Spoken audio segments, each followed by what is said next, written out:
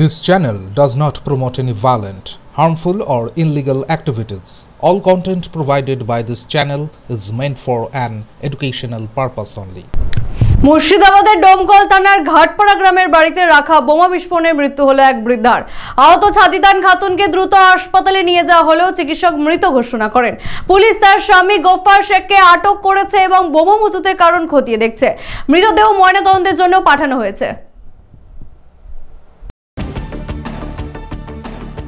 মুর্শিদাবাদের ডোমকল থানার ঘাটপাড়া গ্রামে শুক্রবার দুপুরে বোমা বিস্ফোরণে মৃত্যু হলো এক বৃদ্ধার। পুলিশ সূত্রে জানা গেছে, আহত মহিলার নাম ছাদিতান খাতুন। তার স্বামী গফফার শেখের বাড়িতে বোমা মজুত করা হয়েছিল। বিস্ফোরণের সময় ছাদিতান রক্তাক্ত অবস্থায় পড়ে যান এবং দ্রুত ডোমকল মহকুমা সুপার স্পেশালিটি হাসপাতালে নিয়ে গেলে চিকিৎসক তাকে মৃত বলে ঘোষণা করেন। এই ঘটনায় পুলিশ গফফার শেখকে আটক করেছে এবং বোমা মজুত করার কারণ তদন্ত করছে। মৃতদেহ ময়নাতদন্তের জন্য পাঠানো হয়েছে।